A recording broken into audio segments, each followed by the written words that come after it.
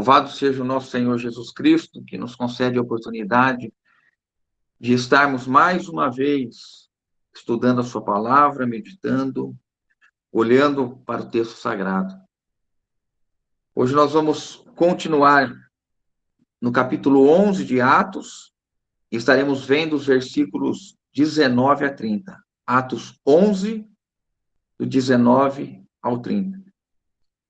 Eu vou fazer a leitura, então, desses versículos e depois nós vamos fazer a introdução deste trecho, porque ele está intimamente ligado, obviamente, ao contexto anterior do capítulo 11. Então, nós vamos iniciar agora a leitura, né? Versículo 19. Diz assim: Então os que foram dispersos por causa da tribulação que sobreveio a Estevão se espalharam até a Fenícia, Chipre e Antioquia, não anunciando a ninguém a palavra, senão somente aos judeus.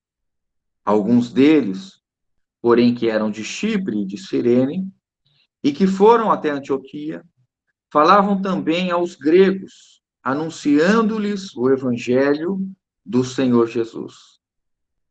A mão do Senhor estava com eles, e muitos, crendo, se converteram ao Senhor. A notícia a respeito deles chegou aos ouvidos da igreja que estava em Jerusalém, e enviaram Barnabé até Antioquia. Tendo ele chegado, e vendo a graça de Deus, alegrou-se e exortava a todos a que, com firmeza de coração, permanecessem no Senhor. Porque era homem bom, cheio do Espírito Santo e de fé. E muita gente se uniu ao Senhor. E partiu Barnabé para Tarso, à procura de Saulo. Tendo-o encontrado, levou-o para Antioquia. E por todo um ano se reuniram naquela igreja e ensinaram numerosa multidão. Em Antioquia foram os discípulos, pela primeira vez chamados cristãos. Naqueles dias desceram alguns profetas de Jerusalém e Antioquia, e apresentando-se um deles, chamado Ágapo, dava a entender pelo Espírito que estava para vir grande fome por todo o mundo, a qual sobreveio nos dias de Cláudio. Os discípulos, cada um conforme as suas posses, resolveram enviar socorro aos irmãos que moravam na Judéia. O que eles, com efeito, fizeram, enviando-os aos presbíteros por intermédio de Barnabé e de Saulo.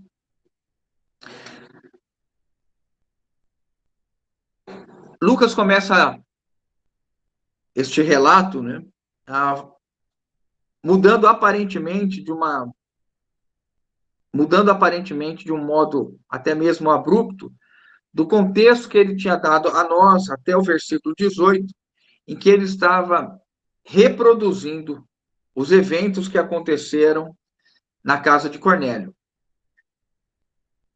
A chegada do evangelho aos gentios através da casa de Cornélio, irmãos, é um evento absolutamente relevante, marcante para a edificação da igreja, uma vez que, como nós vimos, a última parcela de pessoas que ainda precisavam ter as portas abertas para a salvação, que já havia ocorrido com os judeus que se converteram ao Senhor Jesus em Atos 2, no Pentecostes. Depois a porta se abriu aos samaritanos, Atos 8, também assim chamado no Pentecostes samaritano. E o evangelho chegou a um grupo maior de pessoas gentis na casa de Cornélio, quando estava Cornélio reunido com sua família e com os amigos mais íntimos.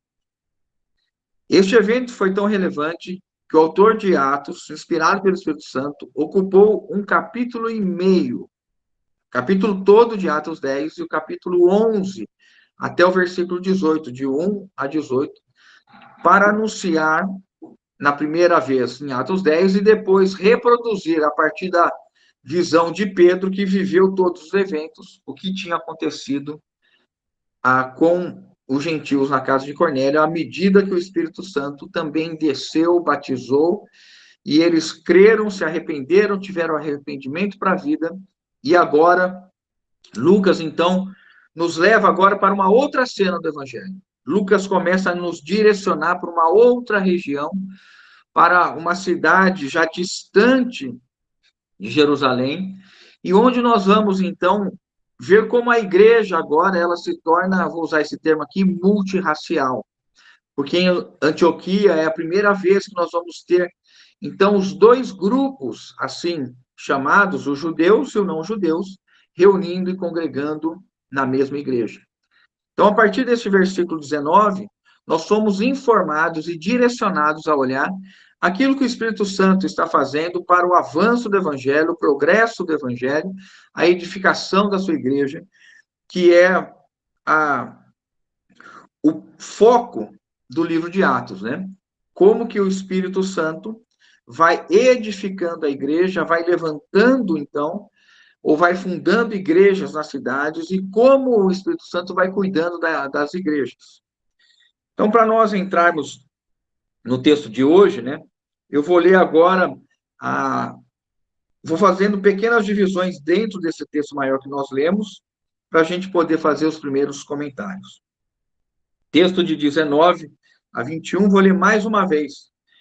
Então, os que foram dispersos por causa da tribulação que sobreveio a Estevão, se espalharam, e aqui eu vou querer colocar o mapa, vou dividir com os irmãos a tela aqui que eu tenho do mapa, para a gente poder acompanhar. Deu certo no teste que nós fizemos, vamos ver se vai dar certo agora de novo. Tá aqui. Então, se os irmãos olharem, nós temos aqui no canto direito, né, para quem está olhando de frente para o mapa, na região da Judéia, onde está marcado, eu destaquei essas 5 regiões aqui, né? Então, olhando aqui para Jerusalém, os irmãos, e nós somos informados do que aconteceu aqui, né?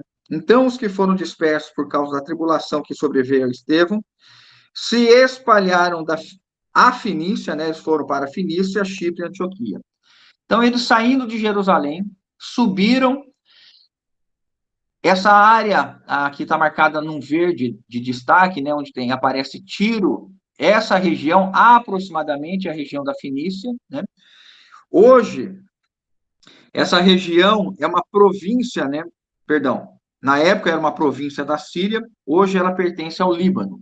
Então, para os irmãos conseguirem fazer essa contextualização, à época, a Fenícia, né, era uma província da Síria, era uma região que tinha algumas cidades que são comumente citadas na Bíblia, né? Tiro, Sidom, elas estão aí.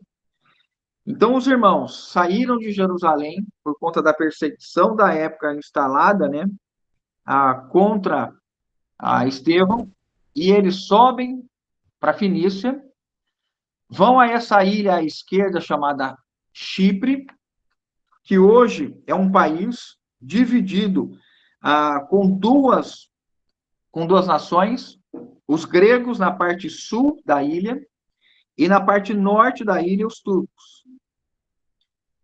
E eles continuaram, então, e foram até Antioquia, que é onde nós vamos estar olhando com mais atenção hoje, tá certo? Então, Antioquia, à época, na Síria, atualmente ela está na Turquia, né, porque com o passar dos anos e dos séculos, né, as fronteiras foram sendo alteradas. Então, hoje, a Antioquia é uma cidade chamada Antáquia, e na época, era a terceira maior cidade do Império Romano.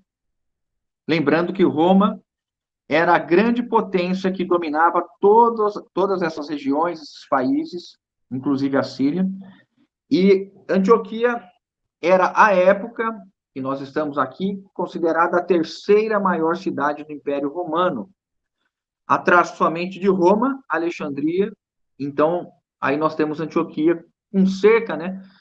Os historiadores, comentaristas calculam algo em torno de 300 a 500 mil pessoas. Uma cidade grande, uma cidade cosmopolita, cultural, multicultural, ah, com uma vocação para o comércio, como toda grande cidade à época tinha, e que exercia aí uma adoração politeísta. Eles tinham vários deuses, e este cenário era um cenário em que Antioquia agregava e reunia várias pessoas, né? Então, retomando no versículo 19, o que nos é dito? Então, os que foram dispersos por causa da tribulação que sobreveio a Estevão se espalharam até a Finícia, Chipre e Antioquia, não anunciando a ninguém a palavra, senão somente aos judeus. Alguns deles, que eram de Chipre e de Cirene. Para Cirene, irmãos, olhem mais ao canto central, ao canto esquerdo do mapa, você vai ver que Cirene está nessa região maior aqui, chamada Cirenaica, que hoje é a Líbia, então está no norte da África, né? Já estava no norte da África, evidentemente, mas hoje pertence a um país chamado Líbia, Cirene. Então, o versículo 20 vai nos dizer isso. Alguns deles, porém, que eram de Chipre e de Cirene, e que foram até Antioquia, falavam também aos gregos, anunciando-lhes o evangelho do Senhor Jesus. O mapa está no grupo. Quem depois quiser olhar, tem a oportunidade de fazer isso. Nós vamos sair agora para o compartilhamento.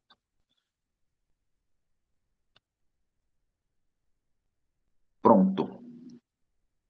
Vamos seguir então, irmãos. O que nós temos aqui relatado para nós? O Espírito Santo leva Lucas a mostrar que o evangelho estava sendo cumprido. A determinação do Senhor de Atos 1:8, né? Que os apóstolos deveriam ser testemunhas, né? Do evangelho, do nosso Senhor Jesus Cristo. Jerusalém, Judeia, Samaria e até os confins da terra. Essa determinação do Senhor, ela segue sendo cumprida. E aqui nós precisamos olhar esses dois versículos iniciais dentro desse contexto, voltando e retomando Atos 1:8. Atos 8:1. Onde Estevão é perseguido, onde a perseguição à igreja em Jerusalém se dá, em decorrência do martírio de Estevão. E então Lucas agora ele está retomando o tema de Atos 8 e ele coloca então a continuação, a continuidade. Irmãos, um fato interessante, do Pentecostes até o martírio de Estevão, aproximadamente nós temos 8 anos decorridos. Então, esses eventos estão girando mais ou menos no ano 40, 41, 42 do primeiro século da era cristã. Os irmãos, então, agora estão vivendo essa expansão, essa saída. E se os irmãos olharem rapidamente, né, o que é dito em Atos 8, para a gente ter essa ligação, diz assim: e Saulo consentia na sua morte, né, a morte de Estevão. Atos 8, versículo 1. Naquele dia levantou-se grande perseguição contra a igreja em Jerusalém, e todos, exceto os apóstolos, foram dispersos pelas regiões da Judéia e Samaria. Alguns homens piedosos sepultaram Estevão e fizeram um grande pranto sobre ele. Saulo, porém, assolava a igreja, entrando pelas casas, e arrastando homens e mulheres, encerrava-os no cárcere.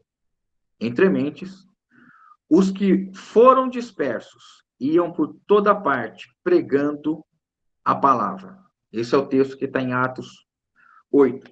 E aqui, então, nós somos levados por Lucas à retomada. Então, houve essa perseguição, muitos irmãos deixaram Jerusalém e eles subiram, foram ao norte, né? Chegaram na Finícia, Chipre e Antioquia. E quando eles chegaram, o versículo 19 diz que eles somente anunciavam aos judeus. Quem eram esses irmãos? Como a Bíblia não os distingue em função, categoria, não fala que eram apóstolos, não falam que eram evangelistas, e nos permite olhar para o texto com uma maneira que o Espírito Santo quer que nós os vejamos. Como irmãos, eu vou usar esse termo, irmãos anônimos, que tinham saído de Jerusalém por conta da perseguição, mas estavam carregando o evangelho.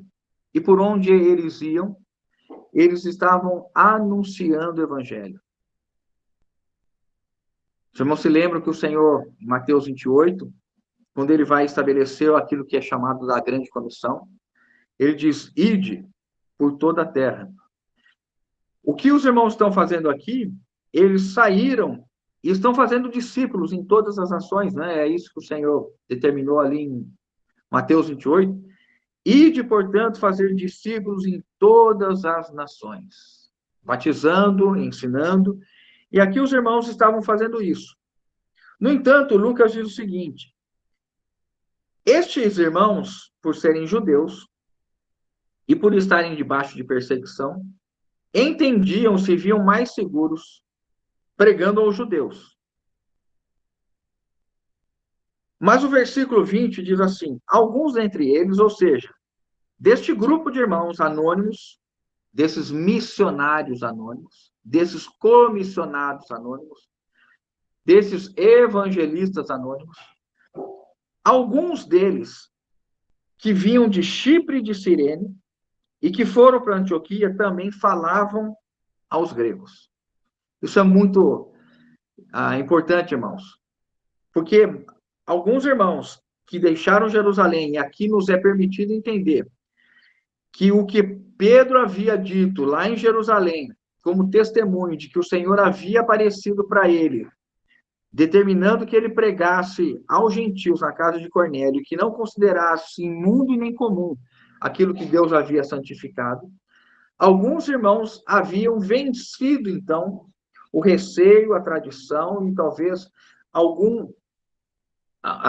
alguma forma de se manter vinculado aos costumes e já estavam com ousadia e intrepidez anunciando o evangelho também aos gregos. Importante nós entendermos também aqui que grego é uma referência, irmãos, a todos aqueles que não são judeus. Em algumas passagens, o termo grego é substituído por gentil e gentil por grego. Então, quando se faz referência a grego aqui, não significa somente aos nascidos ou de origem grega, mas também qualquer não judeu. Se os irmãos, só mencionar para os irmãos, Paulo fala aos Gálatas 3:28, ele diz assim, assim não pode haver judeu e nem grego, escravo nem liberto, nem homem nem mulher, porque todos vós sois um em Cristo Jesus. Então, quando Paulo fala assim, judeu nem grego, ele poderia ter dito judeu nem gentil. Mas o termo grego também era utilizado para essa referência. Aquele que não era nascido judeu era também chamado de grego, poderia ser chamado de grego ou de gentil. Tá bom? Então, nós estamos olhando aqui um cenário e fomos remetidos, nesse versículo 20, a essa questão. E foram até Antioquia e falavam também aos gregos, anunciando-lhes o evangelho do Senhor Jesus. Então, chegamos em Antioquia. O Espírito Santo quer que nós estejamos olhando atentamente aquilo que Deus estará fazendo a partir deste capítulo 11.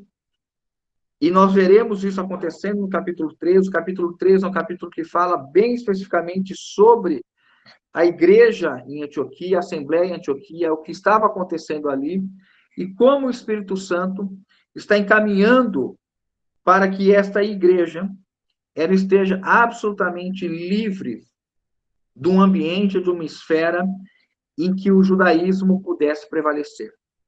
Nós temos aqui, então, o anúncio de que em Antioquia, judeus e não judeus se converteram ao Senhor Jesus Cristo e agora compunham a igreja em Antioquia. Pela primeira vez, nós temos mencionado uma igreja multirracial, uma igreja, vou usar mista, para os irmãos, né, para a gente poder ter essa linguagem de entendimento. com judeus convertidos ao Senhor Jesus e não judeus, ou gregos, ou gentios convertidos ao Senhor Jesus. Antioquia é a menção explícita deste evento histórico. A igreja agora contempla judeus e não judeus. Voltando ainda para o versículo 20, o que esses irmãos estavam fazendo? Anunciando o evangelho do Senhor Jesus. De fato, irmãos, a perseguição instalada a partir do martírio de Estevão, que assolou a igreja em Jerusalém e que levou muitos irmãos a serem dispersos, eles estavam imbuídos, eles estavam comissionados pelo Espírito Santo a serem pregadores do evangelho. E indo, eles estavam falando daquilo que o coração deles estava cheio. Iam por todo lugar pregando o evangelho.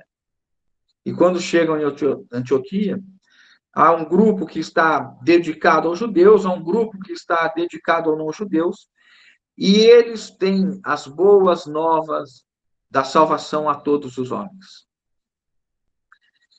O texto não faz referência de qualquer outra atividade que estivesse ocupando. Evidentemente, nós sabemos que eles tinham que pensar em comida, tinham que pensar no seu sustento, em moradia, tinham que sobreviver. Mas estes homens entenderam que o evangelho é o primeiro e maior chamado de nossas vidas. E que é a razão principal da nossa vocação. Nós anunciarmos o evangelho. Todo o evangelho. Todo o conselho de Deus. Nós discipulamos, ou melhor, nós anunciamos o evangelho e depois de convertidos, nós discipulamos, ou seja, ensinamos a guardar todas as coisas. E os irmãos estão com o coração ardendo pelo evangelho.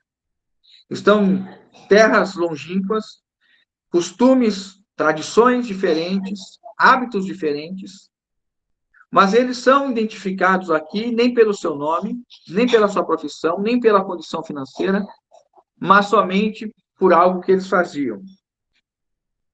Anunciando-lhes o evangelho do Senhor Jesus. Que Deus possa ter um relato nosso como esse. Que fulano de tal, que fulana de tal, que eu, que você, onde quer que nós estejamos, nós estamos anunciando o evangelho do Senhor Jesus. E aqui, nós somos lembrados, né, de que o evangelho, irmãos, nós temos sido iluminados pelo livro de Atos, que o evangelho tem uma mensagem específica. O evangelho, ele parte de premissas bem estabelecidas no conteúdo do evangelho. A morte sacrificial do nosso Senhor Jesus. Jesus morreu sacrificialmente, foi um sacrifício, uma oferta, para resgate daqueles que viessem a crer. Que a morte de Jesus não foi política, não foi cultural, não foi por qualquer outra razão, mas que a morte do Senhor Jesus se deu como oferta, o Cordeiro de Deus que tira o pecado do mundo. Nós anunciamos o Evangelho, a morte e a ressurreição do Senhor, anunciamos que Deus o ressuscitou, que Deus o fez Senhor. Jesus é o Senhor, Jesus é o dono, Jesus é o proprietário, Jesus é o Criador do céu e da terra, o governo está sobre seus ombros. Nós anunciamos que Jesus é o juiz que virá na sua segunda vinda, julgar vivos e mortos. Então o Evangelho traz uma carga, traz um conteúdo. As boas novas da salvação é para anunciar que todo homem que está condenado pelo pecado tem em Cristo Jesus o seu Salvador, o seu Redentor. E os irmãos anunciavam isso. O versículo 21 é um versículo muito importante, porque diz o seguinte: a mão do Senhor estava com eles, e muitos, crendo, se converteram ao Senhor.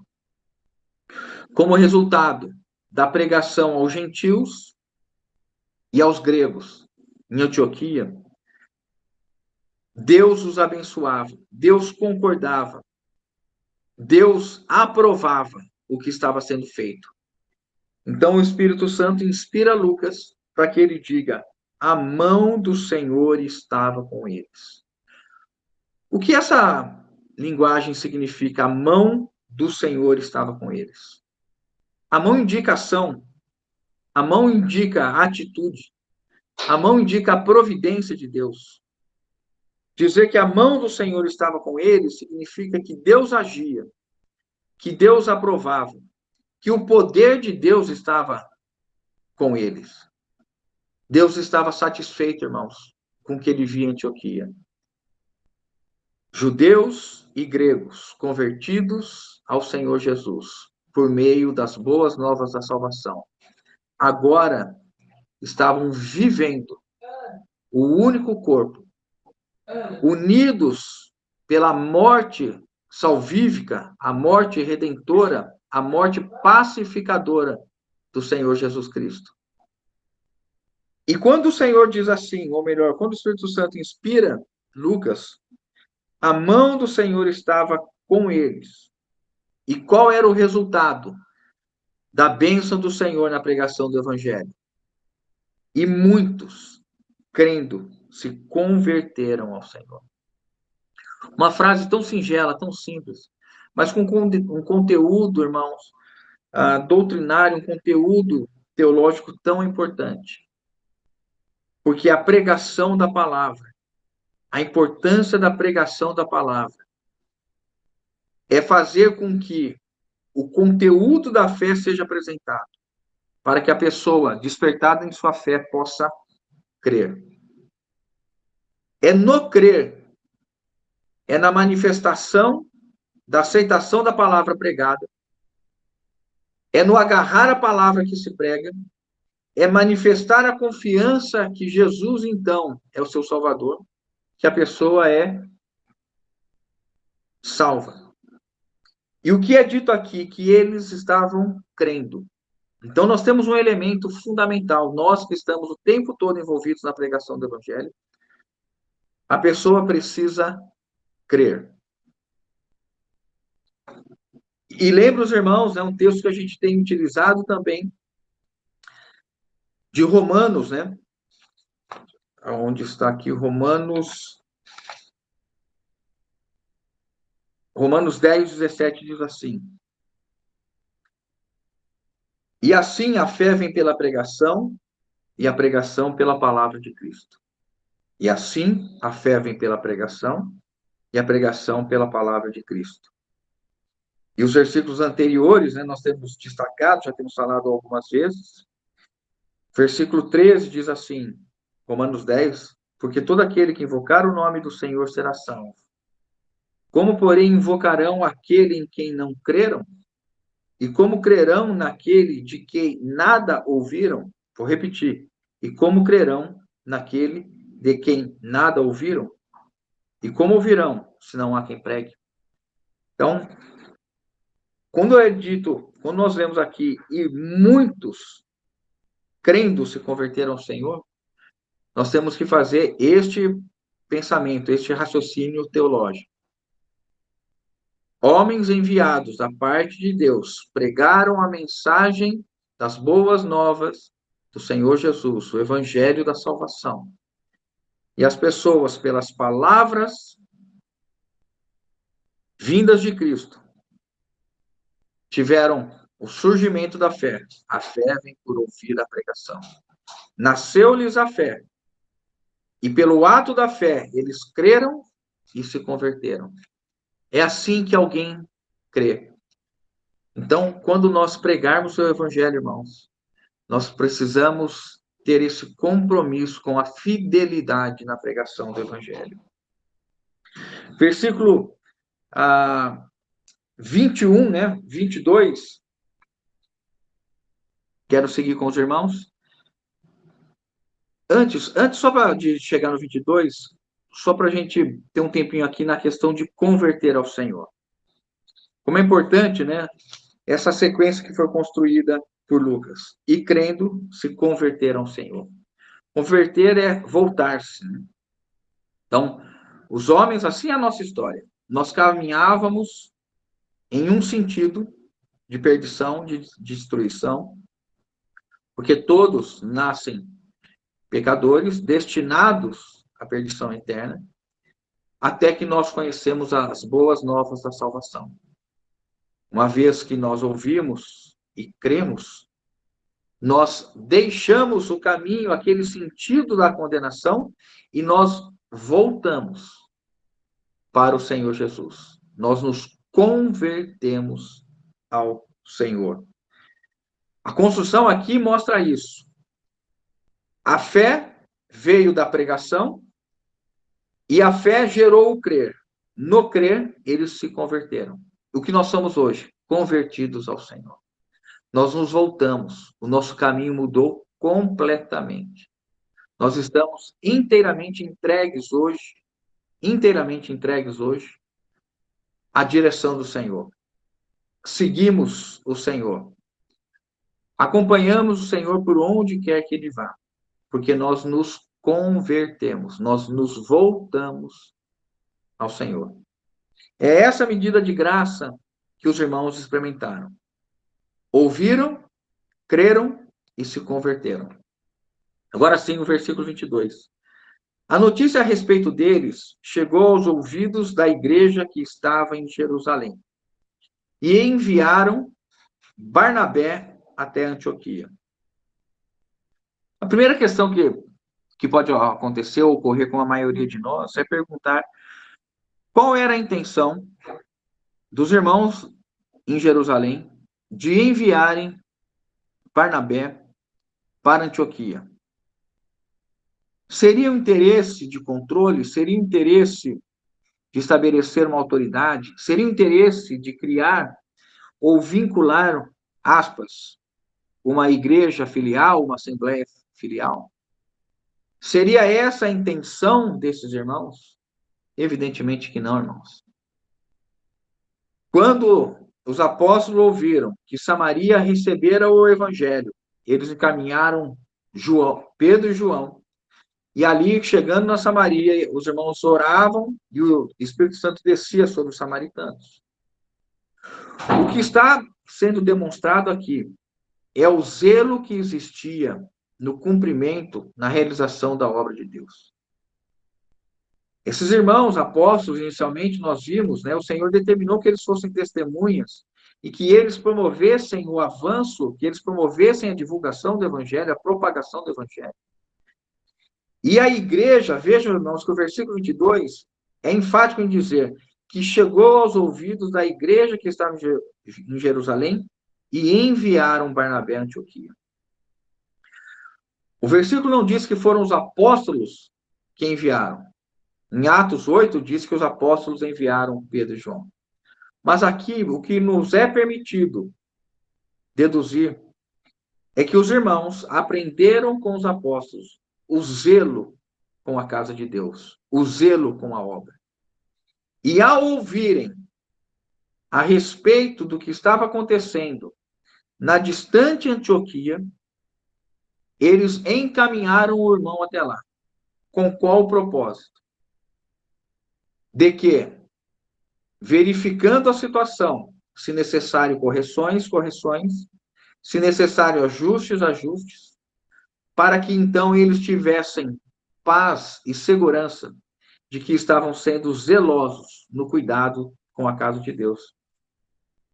2 Coríntios, capítulo 11, versículo 2, nós vemos como Paulo também entendeu esse princípio de sermos zelosos na obra do Senhor, especialmente no que diz respeito à edificação da igreja.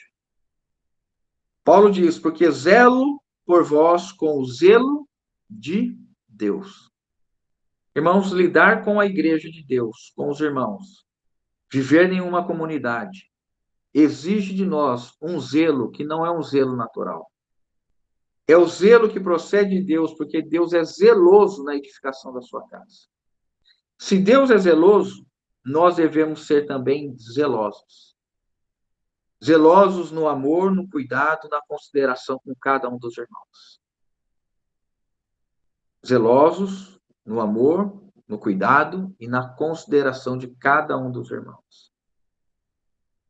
o zelo que é de Deus e que ele coloca em nós, nos leva a viver uma vida absolutamente cuidadosa, porque esta é a obra de Cristo, não é a nossa. Cristo disse que edificaria a igreja e nós nos tornamos seus cooperadores na edificação dessa casa, com o mesmo zelo, com o mesmo apreço.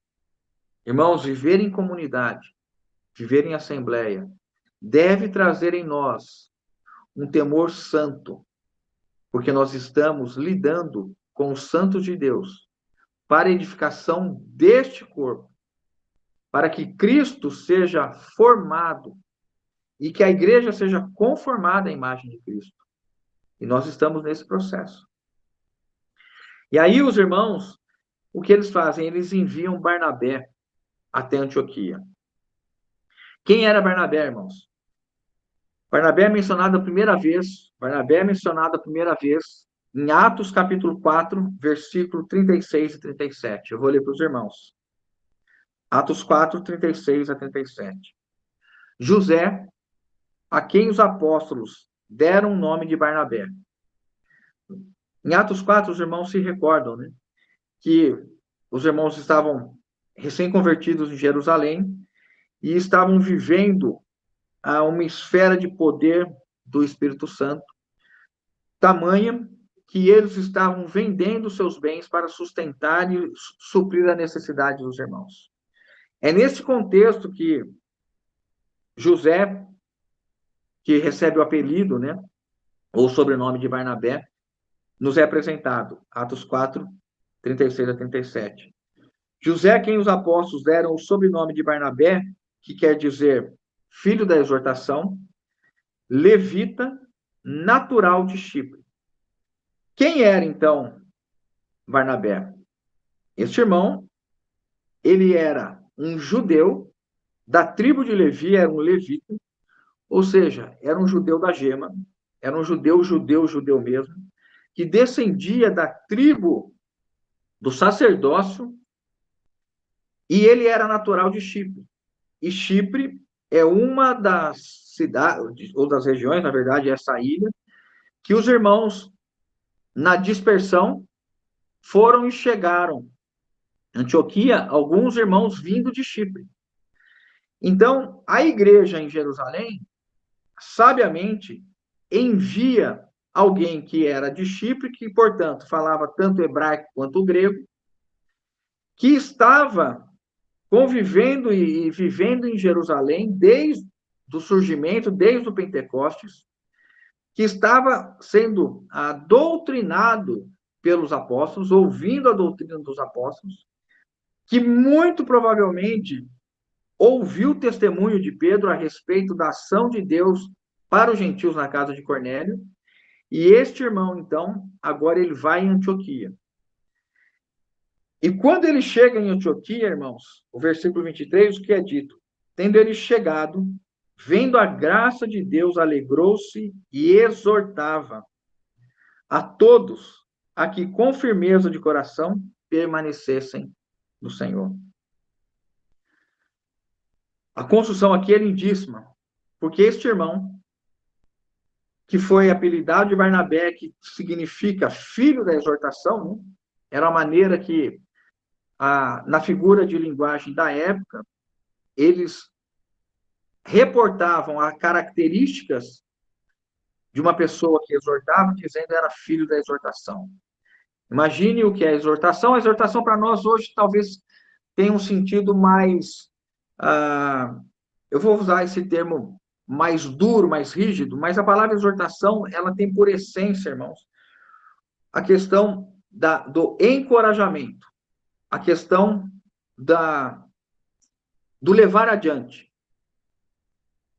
É a ideia de se aproximar para ajudar.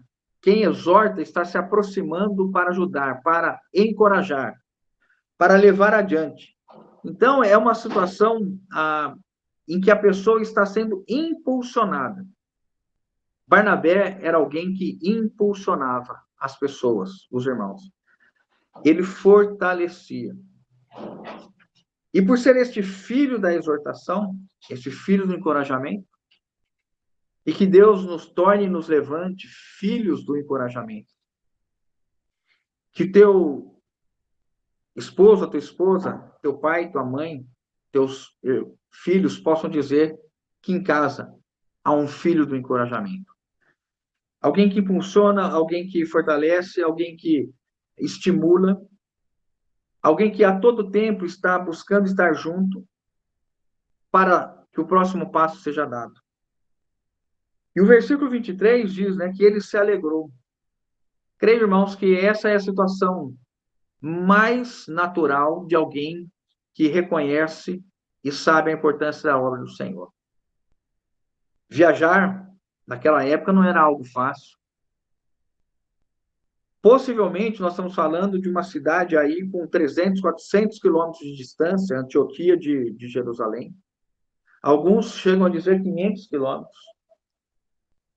Vários dias para viajar, e ele chega ali e vê, então, os irmãos convertidos.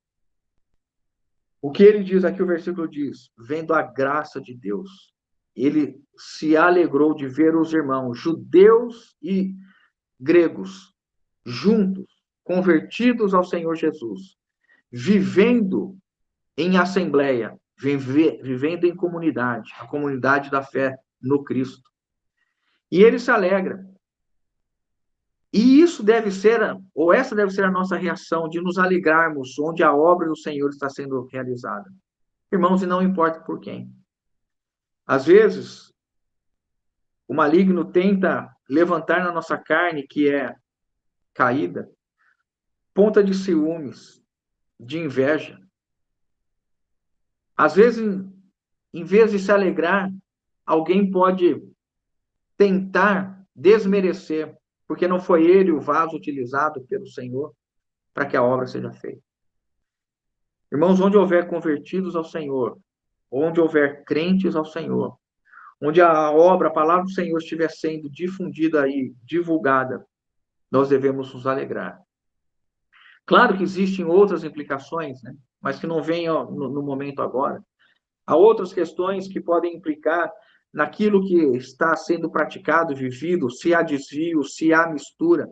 Mas o que eu estou falando aqui, em linhas gerais, quando a obra do Senhor está sendo feita, não precisa ser o nosso grupo, a nossa igreja, o nosso ministério que está realizando. O que nós precisamos é ter a consciência espiritual de que o Espírito Santo age por meio do seu corpo, dos seus membros, em toda a terra. E que ele não precisa somente de mim, ou somente da Assembleia que eu estou, ou da estrutura, ou qualquer outra coisa, mas que o Espírito Santo age por meio de irmãos e de irmãs que viveram em anonimato, que nós nem sabemos o nome, mas que foram poderosamente utilizados. E quando chega, então, Barnabé, ele se alegra com o que ele vê. E há um dado aqui importante, irmãos, que nós devemos considerar. Por que é dito que vendo a graça de Deus? O que significa especificamente que Barnabé viu a graça de Deus? Como ele viu a graça de Deus? Porque haviam pessoas convertidas. Porque havia salvação naqueles judeus e não judeus, judeus e gregos. Um texto importante para nós entendermos por que é dito aqui para nós, vendo a graça de Deus. Efésios 2, de 8 a 9. Texto muito comum, que nós já conhecemos e falamos inúmeras vezes. Porque pela graça sois salvos, mediante a fé.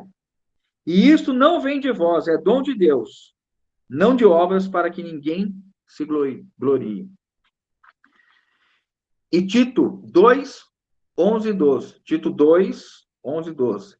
Porquanto a graça de Deus se manifestou salvador a todos os homens, educando-nos para que, renegadas a impiedade e as paixões mundanas, vivamos no presente século, justa, sensata e piedosamente.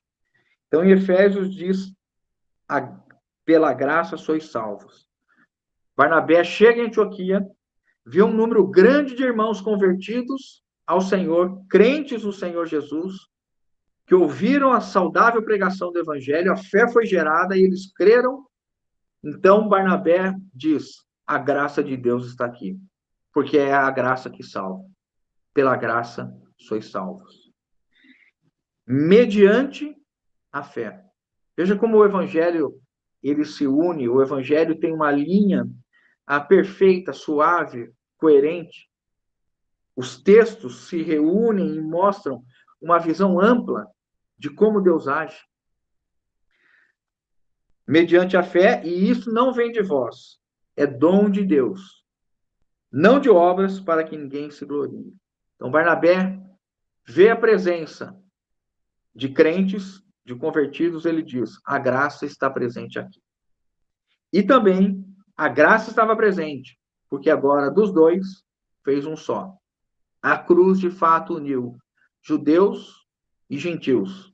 E a igreja de Antioquia, pela primeira vez, então, manifesta publicamente esta convergência multirracial, está agora incorporada. E aquilo que eu acabei de ler, né? Quando Paulo disse, onde está o texto que eu li?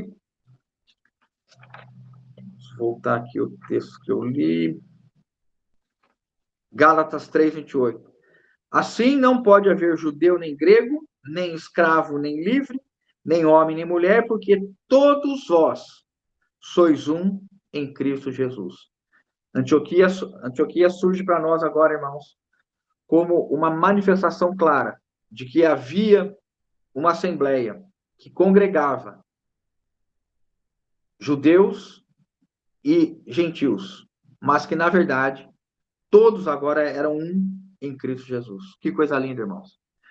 Que o Senhor ilumine e limpe nosso coração de toda forma de separação, de facção. A igreja de Cristo não tem nacionalidade, nós somos um em Cristo Jesus. A nossa pátria é celestial, nós aguardamos a pátria celeste. Somos estrangeiros e peregrinos. Nós não lutamos ou não estamos vivendo o corpo de Cristo, senão pela edificação deste próprio corpo, na conformação da imagem de Cristo. Agora, olha que coisa interessante, irmãos. Quando a gente vê o que Barnabé ele mostra para os irmãos, ele diz assim, ele teve alegria, né? Ele se alegrou e ele passou a exortar, exercendo aquilo que foi a característica que os irmãos deram a ele, né? Filho da exortação. Ele passou a encorajar, ele passou a fortalecer, ele estava impulsionando os irmãos. E o que ele dizia? Dizia a todos os irmãos que permanecessem firmes, verdadeiros no Senhor. Que nós aprendemos aqui, irmãos, que a nossa ação na vida dos irmãos deve ser para encorajar a todos os irmãos e nunca desanimar os irmãos. Que Deus nos livre, nos guarde de sermos irmãos que desanimem os irmãos, que trazem apatia aos irmãos, que contagiam os irmãos negativamente, mas que nós sejamos todos filhos do encorajamento, para que nós estimulemos os irmãos a serem firmes no coração, serem realmente firmes na fé, a permanecerem no Senhor. Que as nossas palavras possam transmitir graça aos irmãos. Que as nossas palavras possam encorajar os irmãos. Lembrando aquilo que Paulo diz em Efésios 4:29, não saia da vossa boca nenhuma palavra torpe, e sim unicamente a que for boa para edificação, conforme a necessidade. E assim transmita graça aos que ouvem. Irmãos, que o nosso viver para com os irmãos, para as pessoas, seja de encorajamento. Que nós estejamos sempre estimulando, que nós tenhamos sempre um entusiasmo, um encorajamento, que nós nos aproximemos para ajudar os irmãos. Que não haja palavras torpes em nossa boca. Que nós não sejamos motivo de tropeço. Isso não tem a ver com a necessidade de correção. Nós devemos corrigir-nos uns aos outros. Se algum irmão desvia, Se algum irmão for surpreendido em falta, devemos corrigi-lo com espírito de brandura. E nós devemos, ao ser corrigidos, sermos mansos em receber a correção. Isso é uma bênção no corpo de Cristo. Isso deve acontecer conosco a todo instante. Nós devemos estar a todo instante sendo corrigidos, ensinados, estimulados. Nós devemos ser mansos na maneira que nós lidamos com isso. Mas aqui, o que está sendo destacado pelo Espírito Santo é a ação desse irmão no meio dos irmãos, no meio da Assembleia em Antioquia, que ele estava ali encorajando os irmãos. Estava levando os irmãos a manifestarem fé, a se posicionarem firmes. E aqui, importante nós olharmos também para uma questão. Barnabé conduz os irmãos ao Senhor.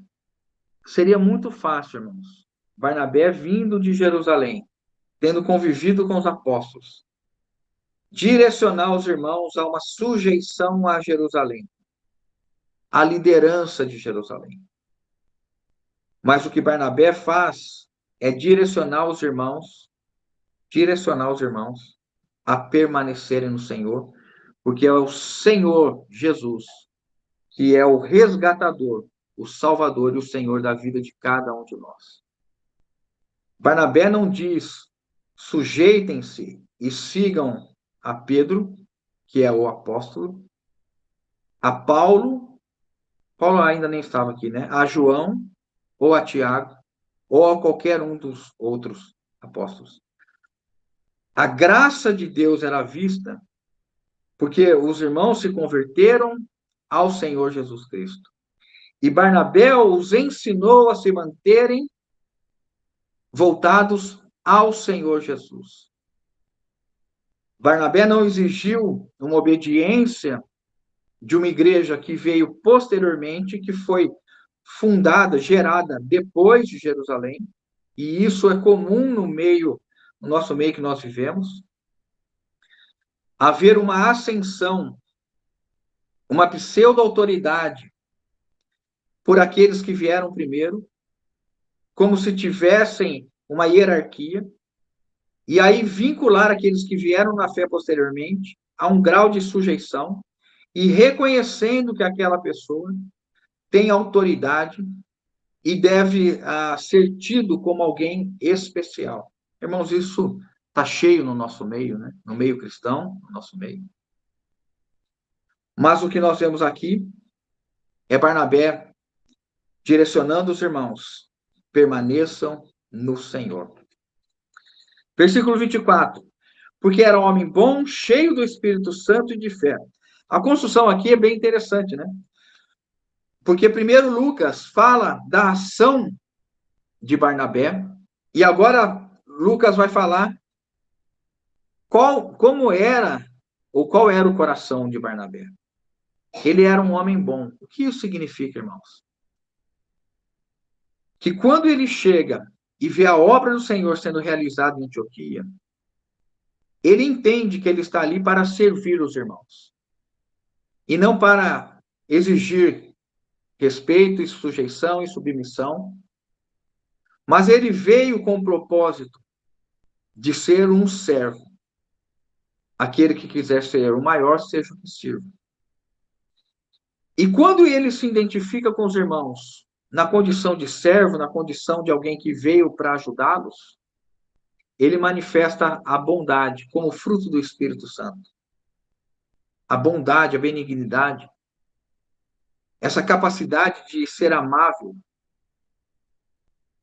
Isso estava em Barnabé. E nós devemos ser esses, irmãos, que no convívio, no contato com os irmãos, estão a todo tempo manifestando a bondade, a benignidade, a amabilidade.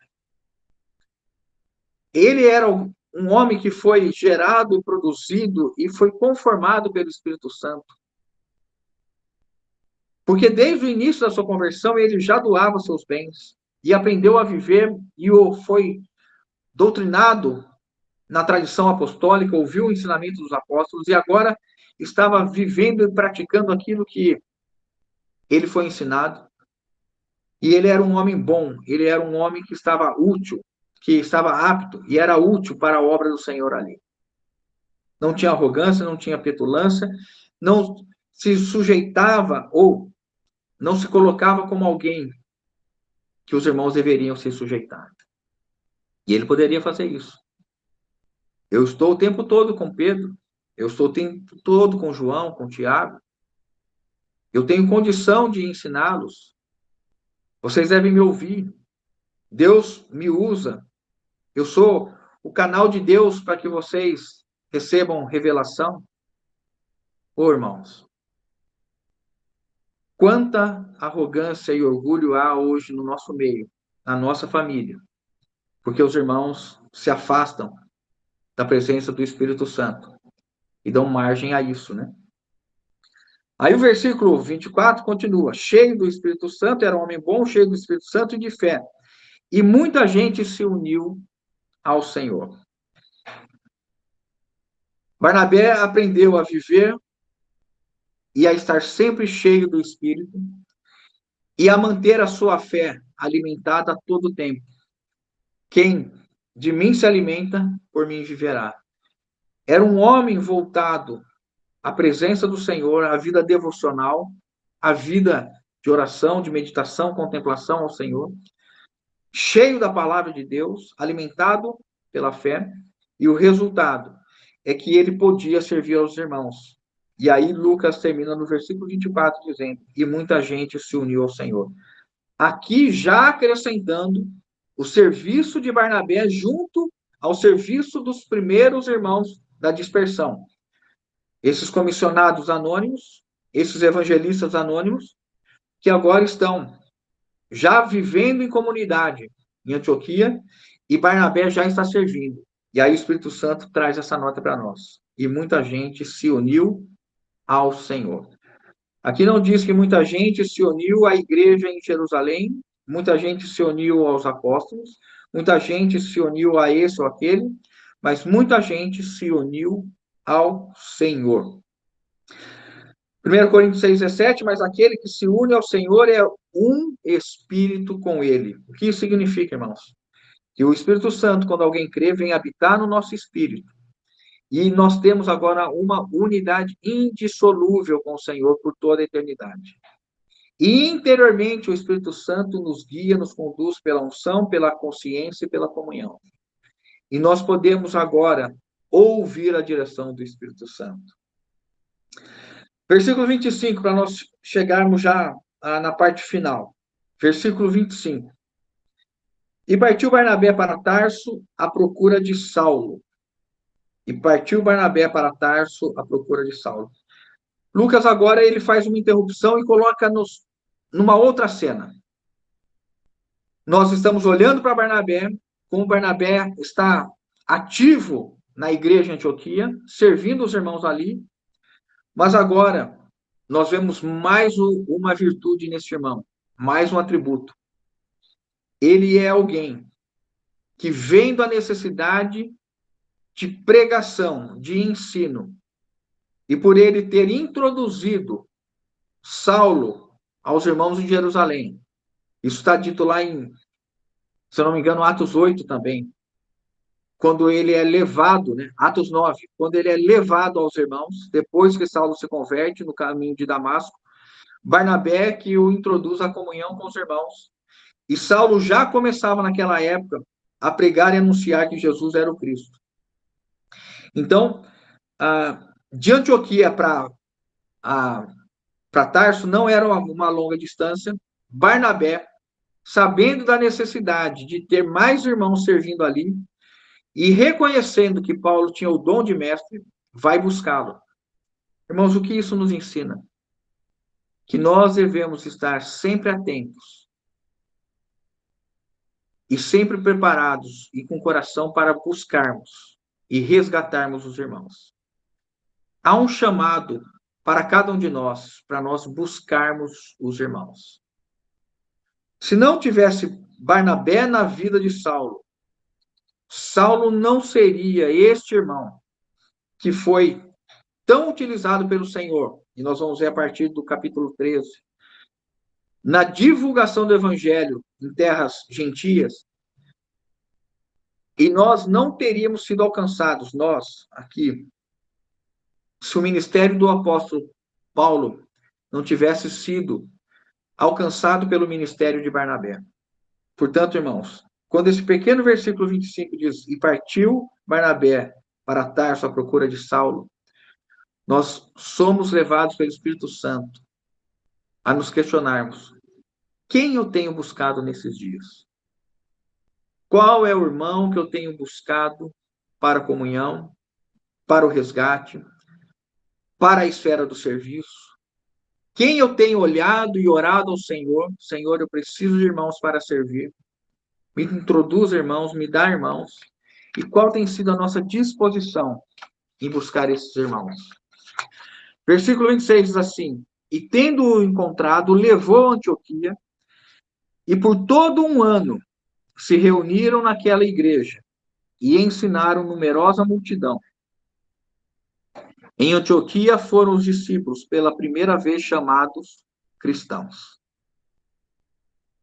Ele procurou e foi até encontrar, mostrando perseverança, que é uma virtude nossa, né? Um atributo cristão, sermos perseverantes, não desistirmos das pessoas, estarmos aptos e preparados para receber um não, um segundo não, um terceiro não, e nós estarmos dispostos a cumprir longas caminhadas até alcançarmos as pessoas. Ele saiu para procurá-lo, e o versículo 26, tendo encontrado, levou a Antioquia. O que ele foi fazer com ele em Antioquia? Saulo havia tido uma experiência em Jerusalém, com a igreja de Jerusalém, ficou um tempo em Tarso, porque ele estava já, logo recém-convertido, já procuravam matá-lo. Os irmãos levaram ele para Tarso, e ali possivelmente foi um tempo em comunhão, em oração, em estudo, e agora Barnabé vai chamá-lo e o traz para viver com a igreja em Antioquia. E por todo um ano se reuniram naquela igreja. Irmãos, a igreja é a esfera onde os dons e os ministérios são desenvolvidos. O que Barnabé faz é nos ensinar aqui que aqueles que estão congregando, vivendo a vida regular de uma assembleia, estão desenvolvendo seus dons, seus ministérios, seus talentos, e estão se capacitando, estão se habilitando para serem utilizados, talvez em esferas maiores. O caminho que Deus usa para potencializar, capacitar um servo é a vida congregacional, a vida coletiva. É levar este irmão, esta irmã a experimentar a vida em assembleia, onde nós somos ensinados, corrigidos, admoestados, encorajados, disciplinados, onde nós somos levados a amar, onde nós recebemos amor. O irmão, a irmã que está fora da comunhão, que está distante da vida corporativa, da vida congregacional coletiva, é alguém que está se afastando da bênção do Senhor, de ser fortalecido, de ter o seu dom e seu ministério aperfeiçoado. Por isso que a ênfase aqui é mostrar que houve um período grande, considerável, em que ele esteve reunindo, olha o termo aqui, reunindo naquela igreja, vivendo com os irmãos. Mas por ter o dom, Deus usava Paulo para também ensinar os irmãos, junto com Barnabé. Então o texto diz assim, ensinaram numerosa multidão. Que coisa linda, irmãos. Como isso nos estimula. Como isso nos leva a considerar a importância da assembleia que nós vivemos. Como isso nos leva a considerar a importância de nós entregarmos nossos dons e recebermos os dons, e entregarmos ministérios e recebermos ministérios, para que assim haja uma edificação mútua, haja uma edificação de todo o corpo, de toda a assembleia, e uma assembleia sendo edificada, uma porção do corpo de Cristo está sendo edificada. Esse ensinar, está dentro da comissão de Mateus 28. Façam discípulos, batizando-os no nome do Pai, do Filho e do Espírito, e ensinem todas as coisas. Onde os recém-convertidos são ensinados? Na igreja. É na igreja que os profetas, os mestres, os evangelistas, os pastores, eles estão. É onde se encontra oportunidade para maturidade. Qualquer irmão ou irmã que diga que vive a vida cristã apartado da comunhão de uma assembleia, não pode dizer que está amando a Deus. Porque se eu não amo o irmão que eu vejo, como eu posso dizer que amo a Deus? Somente quando nós vivemos em intimidade, intensidade com os irmãos, vivendo uma vida congregacional, que nós temos uma experiência real de amar a Deus, a quem nós não vemos. E em Antioquia foram os discípulos pela primeira vez chamados cristãos. O que isso significa, irmãos?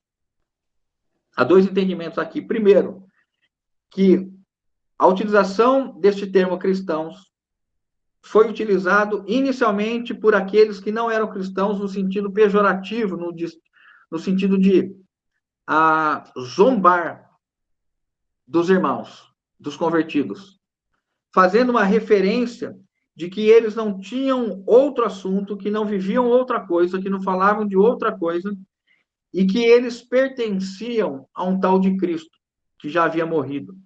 Era uma maneira de ridicularizá-los. Esses que poderiam estar fazendo tantas coisas, vivem chamando e clamando um homem já morto. E o homem morto deles chama Cristo, né? Eles não tinham compreensão de que Cristo é uma designação dada pelo próprio Senhor, que no hebraico significa Messias, né? Ungido. E que no grego é o termo Christos, né? Que significa esse ungido, escolhido. E eles entenderam, então, que essas pessoas, e chamaram de cristãos, né? Na língua grega, cristianos, né? A terminação significa propriedade, né? Propriedade de Cristo. Daí a gente vê de herodiano, de cesariano. São aquelas pessoas que pertencem ou que obedecem ou que estão sujeitas ao nome da frente, né? Ao César, a Herodes ou a Cristo. Então, cristiano significa alguém que pertence, alguém que é discípulo, alguém que obedece, alguém que sujeita. Mas há também uma outra corrente entre os irmãos, os comentaristas bíblicos, que pode ter sido, sim, este nome, ou essa identificação utilizada pelos próprios irmãos, já que anteriormente eles se denominavam como os do caminho, como crentes, como santos, como os irmãos, mas entenderam que eles deveriam agora se vincular definitivamente a Cristo, passando então assim a se nominarem ou denominarem como cristianos, aqueles que pertencem e que seguem a Cristo. O que nós aprendemos com isso aqui, irmãos?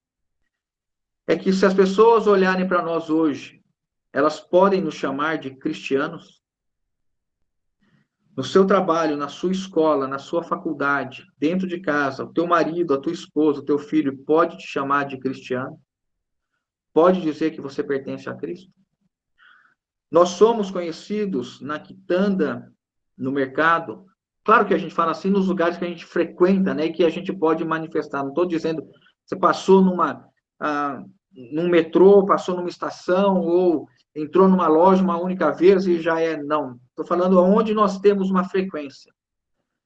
Nós somos conhecidos como cristianos ou cristianas. Nós somos e podemos ser reconhecidos como cristãos. Esse texto, né, eu vou parar por aqui, não vai dar tempo, nós vamos ver o que nós fazemos na semana que vem.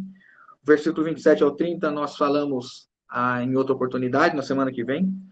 Mas eu quero terminar aqui, irmãos, mostrando a importância desse texto que nós vimos e quantas coisas o Espírito Santo pode falar conosco. Mas o mais importante aqui é entender que a igreja está sendo edificada, que há uma pregação do evangelho feita por irmãos e irmãs como eu e como os irmãos. Não eram os apóstolos, não eram os profetas, mas eram irmãos que no caminho foram pregando o evangelho. e que a graça de Deus estava com eles, e eles viviam agora permanentemente diante da presença do Senhor, a ponto de serem reconhecidos por isso e dizerem: esses homens, essas mulheres, não tem mais jeito. Só há um nome na boca deles: Cristo. Só pensam numa coisa: Cristo. Só ensinam uma coisa: Cristo. Só esperam um: Cristo. Que nós sejamos esses, irmãos, reconhecidos por sermos cristãos. Que o Senhor nos abençoe. Eu vou terminar por aqui. Se os irmãos quiserem, algum irmão, alguma irmã quiser fazer algum comentário, nós podemos ir mais ou menos mais uns 7 minutinhos para a gente terminar 8h10, tá bom? E eu vou encerrar. Peço que algum irmão inicialmente ore, algum irmão ore por esse tempo da palavra, e aí se algum irmão ou alguma irmã quiser compartilhar, faça assim, tá bom? Deus abençoe. Amém.